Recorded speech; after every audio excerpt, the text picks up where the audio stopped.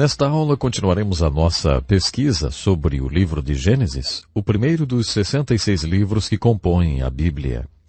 Portanto, você é muito bem-vindo a mais esse programa. Começamos a pesquisa do livro com uma visão muito geral. Falamos sobre algumas das primeiras coisas que são mencionadas no livro de Gênesis. Agora, iremos para o capítulo 4 e eu gostaria de mencionar mais uma vez algumas coisas sobre o motivo pelo qual o livro de Gênesis foi escrito. Mantenha essa perspectiva. Gênesis, que significa começo, conta a história de como era tudo no princípio. Não porque Deus acha que nos deve uma explicação, mas porque Ele quer que saibamos isso. Muitas das coisas no livro de Gênesis são descritas dessa forma. Deus quer que entendamos o casamento como o casamento é. E é por isso que Ele nos fala do casamento assim como o casamento foi no princípio. Deus quer nos falar, como Ele no capítulo 3, da crise do pecado como ela é, por isso Ele descreve a crise como a crise era. Na segunda metade do capítulo 3, também vimos a comunicação entre Deus e o homem, como ela é e como ela era. Assim que o homem caiu, vemos Deus procurando o homem e tentando se comunicar com ele, fazendo perguntas como: "Ei, onde você está? E quem te disse?" No momento em que lemos essa passagem, na segunda metade do terceiro capítulo do livro de Gênesis, devemos perceber que essa passagem está descrevendo algo muito importante. Deus ainda procura por nós nos dias de hoje. Deus ainda se comunica conosco nos dias de hoje. Se pudermos entender isso, então poderemos entender as muitas experiências que temos, especialmente experiências trágicas ou de crises. Muitas dessas experiências trágicas ou de crise são resultado de Deus procurando nos alcançar, tentando chamar a nossa atenção e se comunicar conosco, tentando nos fazer pensar sobre onde nós estamos. Há alguns anos conheci um homem que era o comandante de uma esquadra de aviões da Marinha. Ele me contou de uma vez que havia ensinado a todos os seus pilotos como usar os pontos de orientação quando estivessem perdidos. Quando um piloto estava voando e saía da linha de visão, geralmente ele se perdia. Então o comandante ensinou a eles esses 5 pontos de orientação. Ele disse: toda vez que vocês suspeitarem que estão perdidos, pensem nesses 5 pontos de orientação. Lembrem disso contando os dedos da mão esquerda. O primeiro, o dedão de orientação, ou o primeiro ponto de orientação, disse ele, é confessar. Confesse que você está perdido. Do jeito que esses jatos de hoje em dia são rápidos, se vocês não confessarem logo que estão perdidos, vão ficar muito mais perdidos ainda. Então o primeiro ponto de orientação é confessar. O segundo ponto é subir. Eu pensei que era porque eles deveriam estar o mais alto possível, para o caso de acabar o combustível e eles tivessem que escolher uma área não povoada para cair. O comandante disse que eles são ensinados a subir, porque assim gastam menos combustível, além de que a comunicação fica melhor quando se ganha altitude. Então o segundo ponto de orientação é subir. O terceiro ponto de orientação é conservar. Quando você está perdido, você deve economizar o máximo de combustível possível. Ele disse que certo dia ouviu a comunicação de um dos pilotos com o porta-aviões. Ele falou o seguinte: estou perdido em algum lugar a sudoeste, mas estou fazendo um excelente tempo. Essa não é a hora para se fazer um excelente tempo. Então, o terceiro ponto de orientação é, depois de ganhar altitude, controlar o sufoco e conservar combustível. Os 2 últimos pontos de orientação são os mais importantes. O quarto ponto de orientação é se comunicar. Entre em contato com o porta-aviões. Comunique-se com o comandante. Finalmente, o quinto ponto de orientação é obedecer. Obedecer às ordens do comandante. Confessar, subir, conservar, comunicar e obedecer. Esse é o regulamento ensinado a pilotos de jatos, que os auxiliará quando estiverem perdidos e como voltar à base. Esse é o tipo de orientação que Deus está nos ensinando na segunda metade do terceiro capítulo de Gênesis. Deus quer que tenhamos uma direção espiritual quando estivermos perdidos, assim como Adão e Eva estiveram. A mãe de Jesus disse: seja o que for que ele lhe disser para fazer, faça. Essa regra é eterna. Sempre obedeça quando você acreditar que Deus está se comunicando com você. Ainda no terceiro capítulo de Gênesis, podemos encontrar as consequências positivas, como Deus procurando por nós e tentando nos resgatar, e também as consequências proféticas. Por exemplo, em Gênesis 13:15 temos a primeira profecia messiânica. Não temos que esperar até o capítulo 12 de Gênesis, com a história de Abraão, para ouvir falar no maior plano de Deus, a salvação ou a redenção. Em Gênesis 3,15, Deus nos fala sobre o seu grande plano, quando ele diz à serpente: eu farei com que você e a mulher sejam inimigas uma da outra, e assim também serão inimigas a sua descendência e a descendência dela. Esta esmagará a sua cabeça e você picará a descendência dela. Sabe, essa é uma profecia messiânica, se você entende do que esse versículo está falando. Essa é a primeira dica das Escrituras que afirma que Deus trará alguém a este mundo e esse alguém irá consertar as coisas. É claro que há muitas consequências negativas para a mulher, para o homem, e para o homem e a mulher. A mais séria dessas consequências negativas é encontrada no final desse capítulo. É o que chamamos de divórcio com Deus. Eles estão divorciados de Deus. Eles são banidos do jardim. A aplicação disso tudo é incrível. É possível que a aplicação disso possa ser a mensagem de Deus descrita dessa forma. Se vocês não aprenderem a colocar a minha palavra em primeiro lugar e interpretar todas as suas necessidades na luz da minha palavra, se vocês não perceberem que vocês vivem de toda a palavra que foi dada por mim a vocês, então vocês serão expulsos do planeta. Eu acho que isso é possível mesmo em nosso tempo. No fim desse capítulo nos é dito que uma espada flamejante guarda o caminho para a árvore da vida. Deus e o homem estão separados e o único caminho pelo qual o homem pode voltar é através da espada flamejante.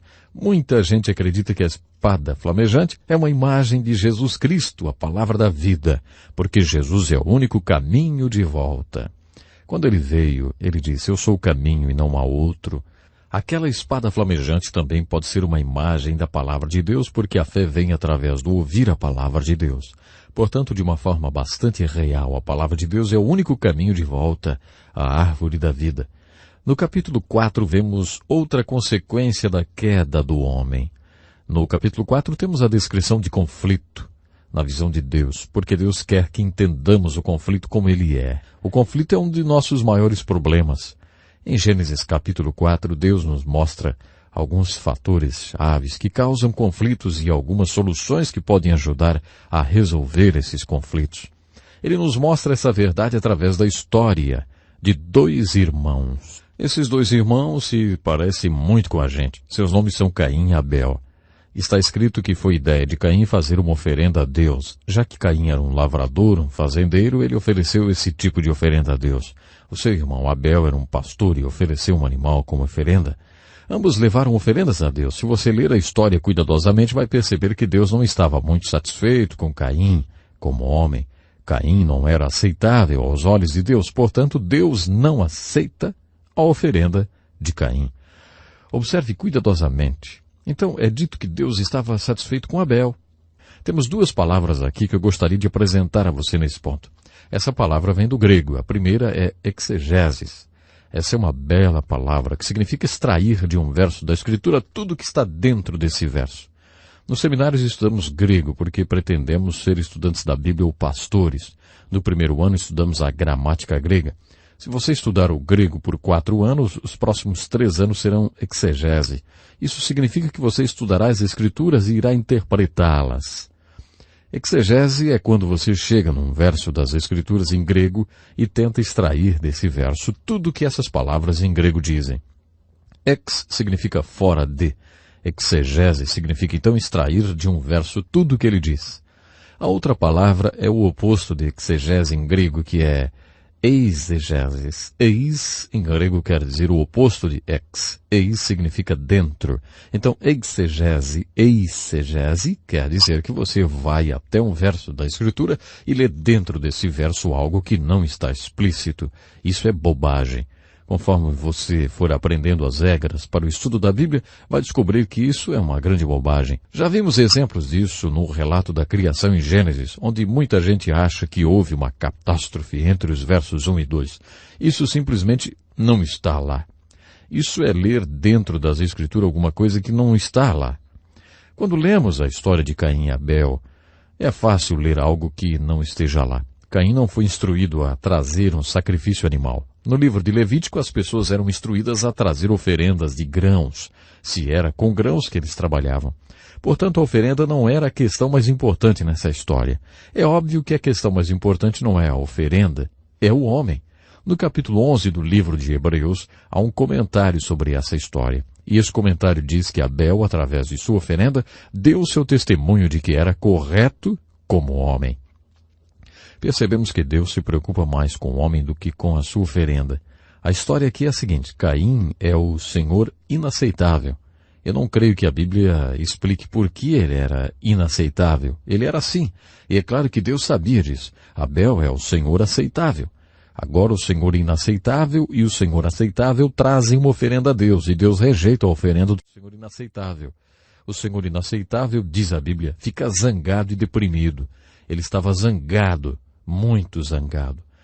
Martin Luther, o pai da Reforma, ou Martim Lutero, diz que os pecados, na maioria das vezes, são gêmeos, ou vêm em pares, e eu acredito que os terapeutas dirão que esses dois pecados sempre caminham juntos, como se fossem gêmeos: a raiva e a depressão. Um homem raivoso é geralmente um homem deprimido. Caim está muito furioso e muito deprimido também. Então a história diz que o senhor aceitável, Abel, passa perto do senhor inaceitável, Caim, que o ataca e o mata. Então Deus entra em cena e faz novamente algumas perguntas. Por que você está furioso? Por que você está deprimido? Onde está o seu irmão? O que você fez? E então, especialmente essa pergunta no versículo 7. Se você fizer o que é certo, você não será aceitável? E se você não fizer o que é certo, o pecado ficará na porta do seu coração. A intenção do pecado é destruí-lo. Você deve dominá-lo. O que essa história nos diz? Acredito que essa história nos transmite uma mensagem bastante dinâmica. Você é uma pessoa furiosa? Você é uma pessoa deprimida? Quando você fica furioso, você costuma ficar deprimido? Quando você ficar zangado, por exemplo, essa é uma boa pergunta a ser feita. Por que você está zangado? Qual é a origem da sua raiva? E qual é o verdadeiro objeto da sua raiva? Geralmente a pessoa que é atacada, como Abel, não é o verdadeiro objeto da raiva. Ele apenas estava por perto. Lembro-me de ter ouvido um psicólogo cristão em um seminário para mulheres casadas. Uma mulher estava compartilhando o seu problema. O seu problema era, como ela mesma disse, meus filhos estão me deixando enfurecida. E o psicólogo perguntou, bem, quantos anos têm os seus filhos? Ela disse, 13 e 5. Ele disse, meu Deus, essa é uma tremenda responsabilidade para se colocar em duas crianças em idade pré-escolar. Ela perguntou, mas que responsabilidade? E o psicólogo respondeu, a responsabilidade pelo seu clima emocional. Ficar feliz ou triste ou furiosa depende deles. Eles a deixam furiosa?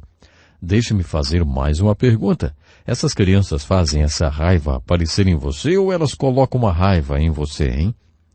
Não demorou muito para que a mãe percebesse que as crianças não estavam colocando a raiva dentro dela.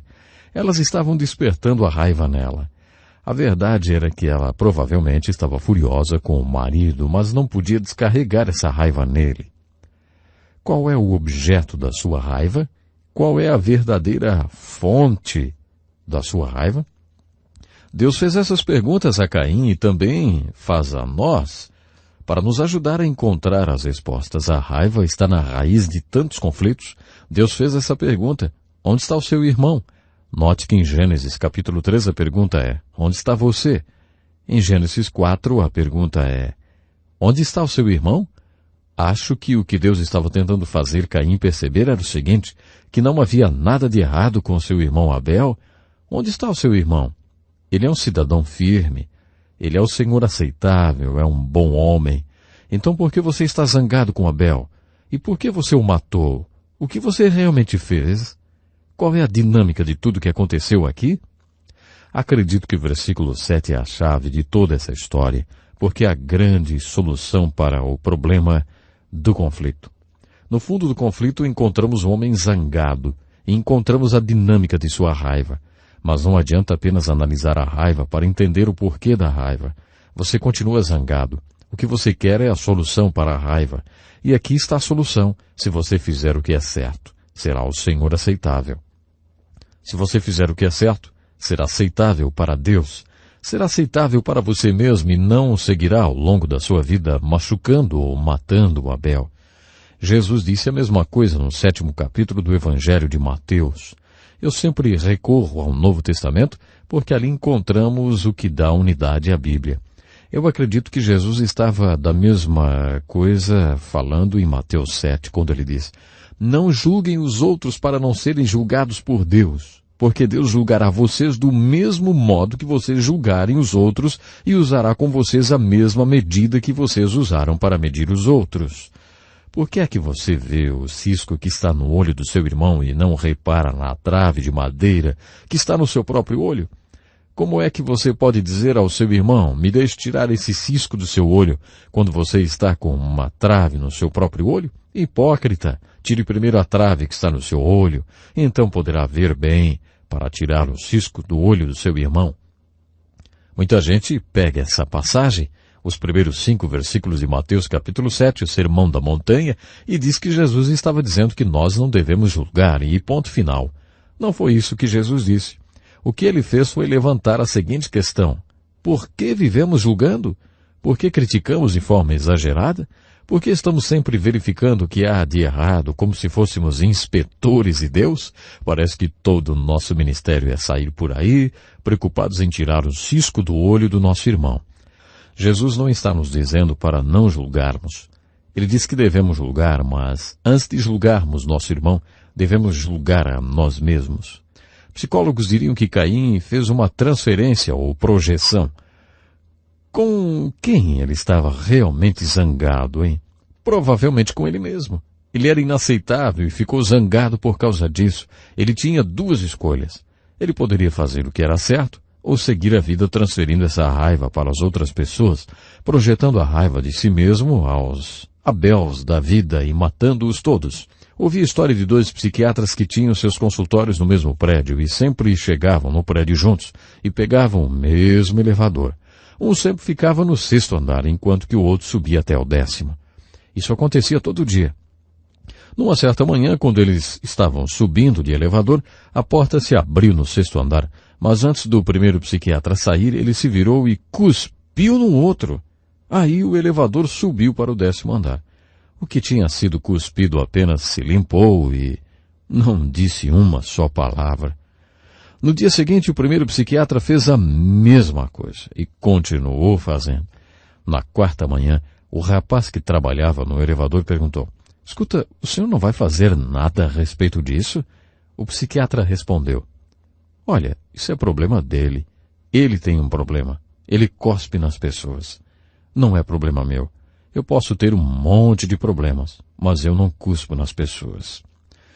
O que essa história nos ensina é que se você for correto e aceitável, você pode ser tão seguro que se alguém cuspir em você, você seria capaz de dizer simplesmente: amigo, você precisa se tratar, você deve estar cheio de problemas, você precisa de ajuda para parar de cuspir nas pessoas. Você focalizaria na ideia de que isso é problema dele e não seu. Olha, eu não faço nem ideia de quantas vezes em sessões de aconselhamento pastoral eu já compartilhei essa história com mulheres. Os homens são craques em fazer com que as mulheres se sintam culpadas. Já notou isso? Quando existe um problema no casamento, seja lá qual for o assunto, se o homem é impotente, por exemplo, esse é um dos melhores exemplos, ele culpa a esposa. Se você fosse um pouco mais sexy, se fizesse mais carinho, eu não seria impotente. É incrível como as mulheres acreditam mesmo nisso. Em uma dessas sessões de aconselhamento, eu perguntei a uma delas: você alguma vez já pensou que o problema pode ser dele? E às vezes, em meio às lágrimas, elas confessam: eu não sei, talvez o problema seja ele. Muitas vezes o problema está na outra pessoa. Às vezes somos tão paranoicos, tão neuróticos, que acreditamos quando eles dizem: se você tal e tal, eu não teria esse tipo de problema. A questão é: seja seguro diante de Deus. Ande diante de Deus e seja firme. Então você não precisará passar a vida sendo hipercrítico, transferindo a sua raiva em forma de críticas e julgamentos para as outras pessoas. A primeira vez em que a oração aparece na Bíblia é em Gênesis 4 e 26. Até então a comunicação era sempre uma iniciativa de Deus. Vinha de Deus para o homem. Mas, no final do capítulo 4, podemos ver que o homem começa a chamar o nome de Deus. Essa é a oração como ela era no princípio. Então podemos entender a oração como ela é. Nos capítulos 5 e 10 de Gênesis temos o que chamamos de continuidade. Há uma perspectiva histórica nas Escrituras. Para nos fornecer um contexto histórico da salvação e da vinda do nosso Salvador, Deus nos dá uma linda continuidade histórica. É por isso que encontramos a genealogia das gerações nas Escrituras.